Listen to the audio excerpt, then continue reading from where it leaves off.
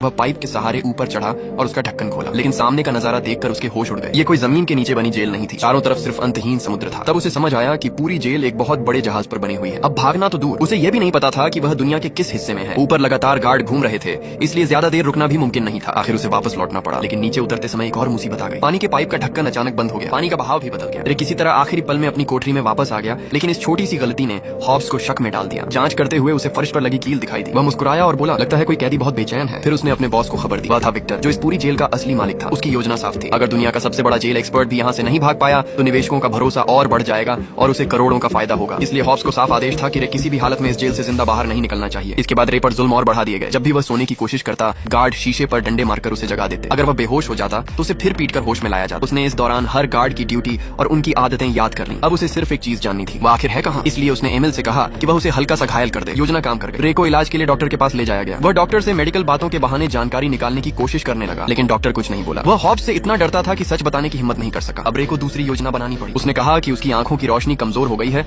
और उसे चश्मा चाहिए। अगले दिन एमिल ने लड़ाई का नाटक करते हुए उसका चेहरा बुरी तरह सूझा दिया। अब चश्मा देना जरूरी हो गया। रे ने मिले हुए चश्मे और एक छोटे से पेन की मदद से एक खास औजार बना लिया। ये एक ऐसा यंत्र था जिससे समुद्र की दिशा और सितारों के सहारे जगह का अंदाजा लगाया जा सकता था, लेकिन इसे इस्तेमाल करने के लिए जहाज के ऊपरी हिस्से पर जाना जरूरी था। ये मौका सिर्फ एक कैदी को मिल सकता था। उसका नाम था जावेद, जो हर दिन नमाज पढ़ता था। लेकिन एक दिक्कत थी, जावेद और एमिल एक दूसरे के कट्टर दुश्मन थे। फिर भी आजादी की चाह सबसे बड़ी होती है। जावेद खुद हॉब्स के पास गया। उसने कहा, मुझे पता है कुछ लोग जेल से भागने की योजना बना रहे हैं, लेकिन पूरी बात बताने से पहले मेरी एक छोटी सी शर्त है। उसने कुरान की एक प्रति मांगी और चांदनी में नमाज पढ़ने की इजाजत दी। हॉब्स को इसमें कोई खतरा नहीं लगा। उसने तुरंत इजाजत दे दी। उस रात जावेद पहली बार जहाज के ऊपर पहुंचा। इतने दिनों बाद खुले आसमान और चांद को देखकर उसकी आंखें भर आईं। नमाज के दौरान उसने अपने शरीर की आड़ में रे का बनाया हुआ छोटा यंत्र निकाल लिया। गार्डों की आंखों के सामने ही उसने चुपचाप माप लेना पूरा कर लिया। नीचे लौटकर उसने रे को बताया कि माप के हिसाब से वे लगभग 30 डिग्री उत्तर की तरफ है। रे ने टॉयलेट के पानी के घूमने की दिशा और बाकी सुरागों को भी मिलाया। अब उसे यकीन हो गया, यह जेल उत्तरी गोलार्ध के समुद्र में कहीं मौजूद थी। अब सिर्फ एक सवाल बचा था, समय कौन सा चल रहा है। जावेद को एक नए कैदी से पता चला कि अभी नवंबर का महीना है। इस मौसम में समुद्र के पास अब भी गर्म हवा चल रही थी और हल्की बारिश भी हो रही थी। इन सब बातों को जोड़कर रे ने अंदाजा लगाया कि यह जहाज शायद अफ्रीका के मोरक्को के तट कैसाब्लांका के पास है। किस्मत से एमिल के कुछ पुराने साथी भी कैसाब्लांका में रहते थे। अब बस किसी तरह बाहर खबर पहुंचानी थी, लेकिन ऐसा कर सकता था सिर्फ एक इंसान, जेल का डॉक्टर। जावेद सीधे डॉक्टर के पास गया। उसने कहा, हॉब्स की मेज पर एक किताब रखी है, उसका 28वां पन्ना पढ़िए, फिर आपको सब समझ आ जाएगा। डॉक्टर ने ऐसा ही किया। पन्ना पढ़ते ही उसके चेहरे का रंग बदल गया। उसने तुरंत जावेद को बुलाया और पूछा, तुम्हें ये सब कैसे पता। जावेद बोला, क्योंकि वह किताब मैंने लिखी है। मैं कोई असली कैदी नहीं हूँ, मैं जेलों की सुरक्षा जांचने वाला एक्सपर्ट हूँ, जिसे धोखे से यहाँ कैद कर दिया गया है। अब डॉक्टर को पूरी सच्चाई समझ आ गई। आखिरकार उसने उनकी मदद करने का फैसला कर लिया। अब भागने की आखिरी तैयारी शुरू हो गई। रे ने हॉब्स को झूठी खबर पहुंचाई कि जावेद सी ब्लॉक में दंगा करवाने वाला है। हॉब्स ने तुरंत वहां निगरानी बढ़ा दी और ज्यादातर गार्ड उसी तरफ भेज दिए, लेकिन ये सिर्फ एक चाल थी। असल हमला बी ब्लॉक, जहां एमिल था, वहां होना था। योजना के मुताबिक